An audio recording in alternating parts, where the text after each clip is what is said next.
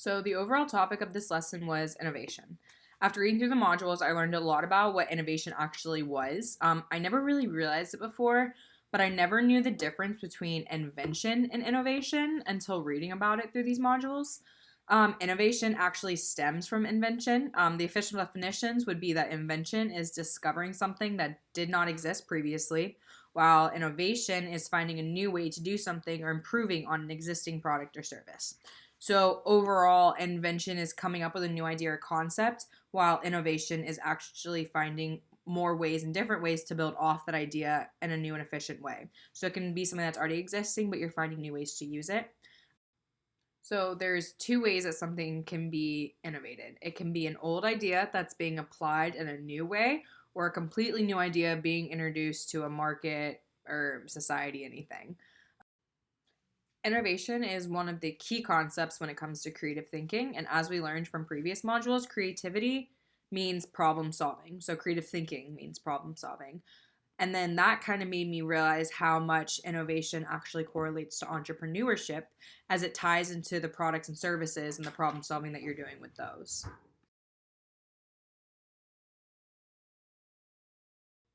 So, creativity connects a lot with entrepreneurship and innovation. In order to be successful as an entrepreneur, you have to be innovative, which means you must be good at creative thinking and coming up with creative ideas.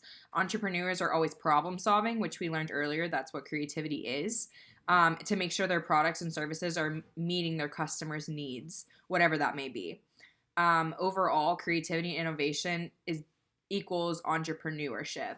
Innovation drives the success of entrepreneurship because without it, I feel a company would fail because without that problem solving, they're not thinking of new ways to make their customers happy or create new products or services to fulfill their customers' needs.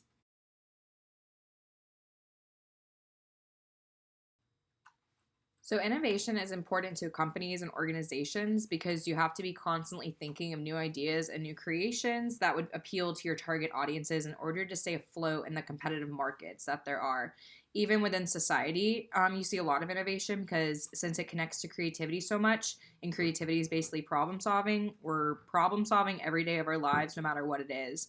So, without realizing it, we're being pretty innovative every day. As Nathan Marston mentioned in the innovation and creativity video, we live in a time where innovation has never been as important as it is now. He used the example of Dell. Dell was actually the first company to sell a laptop or PC to their customer directly.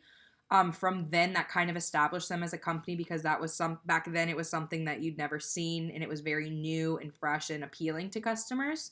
And then you can just see how far they've grown since that one idea.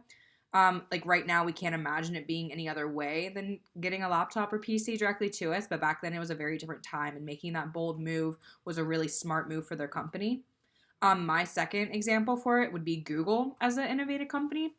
In my opinion, Google has been one of the most innovative companies there is. They started as just like a web search engine, sorry, and have grown into this mass production company that they even have cell phones now and laptops, and they've just really let themselves expand to what their customers need. They've looked at the markets that they're in and they've really held themselves accountable to be good competition to companies like Apple and Dell and really any other software or device company. They do an amazing job of always staying up to date on the latest trends and constantly being problem solvers to their target audience.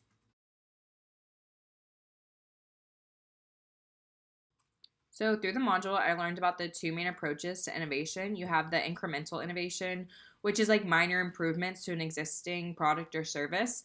The example that they gave us was the iPhone upgrades. I feel like every year a new iPhone comes out from the 7 to 8 to 10, like to where we are now. And I feel like with every upgrade, it's very minimal changes, like a better camera, better software, but it's just the right amount for everyone to want like the new and improved item. So it's usually not too major of changes, but everyone always wants that and will upgrade and spend the money to do that. And then you have disruptive or radical innovation, and it's previous technology or ways of doing things, or in general, that at the moment have no identifiable market. It's in the early stages of development, but further along, it ends up disrupting an existing market and value network that's already there. It displaces a lot of established marketing firms or products and services that have already been there. So that differs from the incremental innovation. That's just new improvements from like iPhones or any product that are already something, and you're just improving that instead of making a whole new market and ending up disrupting one that's already established.